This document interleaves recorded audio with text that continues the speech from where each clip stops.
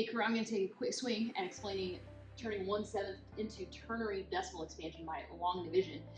So this took me a minute to figure this out just from the written note there. So we take 1 divided by 7. Of course, this is less than 1, so of course we're starting off with 0 point something.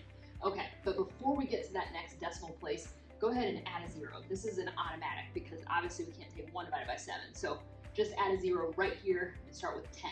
Now, what we have to do is not look at 10 as 10, so that's why I put quotation marks around long division. We have to look at 10 in ternary, right, with the base 3 going on. And since this is 10, it's not a decimal number.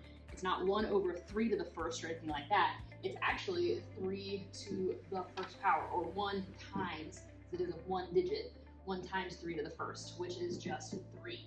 That's not big enough for 7 to go into, so that's why we have to add, first of all, it's a 0 then in the first decimal place because it's not big enough to go in, and then add another 0, and as it turns out, 100 now in ternary is 1 times 3 squared because of the position. So the ones place would be 3 to the 0, and that's why that first decimal in ternary is 1 over 3 to the first. Okay, so 1 times 3 squared is 9. And now it is big enough. 7 will go into 9. So there's a 1 in our decimal answer. 7 times 1 is 7. So this is where we're actually subtracting 7 from. We're not subtracting 7 from 100. It's from the ternary value. So it's down to 2. Okay, so 2 is clearly not big enough. So you get that first automatic 0 added in. Okay, so is 20 in ternary big enough for 7 to go into? So now we have a 2 in that space, and it's 3 squared, 3 to the first, excuse me. So that's 2 times 3 to the first because of its position, while 2 times 3 is only 6. So no, 6 is not big enough for 7 to go into, so we have yet another 0, then add another 0, and work out what is 200 in ternary. Well, now it's 2 times 3 squared, which is 2 times 9, or 18. All right, now we're good to go. 7 can go into 18 2 times. 7 times 2 is 14. So over here, we're subtracting 14 from the ternary value of 18 and getting 4. Okay, so now we're on to 4.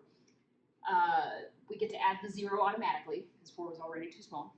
So can 7 go into the 40 ternary? Well, 40 is 4 times 3 to the first. 4 times 3 to the first is 12. And good news, 7 can go into 12. 1 time, okay? So we're subtracting 7 there, we get 5. All right, 5 is too small, we get that first 0 added on automatically. Can 7 go into 50 ternary? Well, 5 times 3 to the first is 15. Yes, 7 can go into 15, 2 times. Okay, so subtract 14, and we end up with a 1. Because we're right back to where we started, this entire decimal is going to repeat in ternary. So I don't know if that helps anybody, but it kind of, it was a little weird doing some subtraction off to the side when it had nothing to do with these values in our decimal system, our base 10 system. So all about ternary, subtracting ternary. Hopefully this is helpful.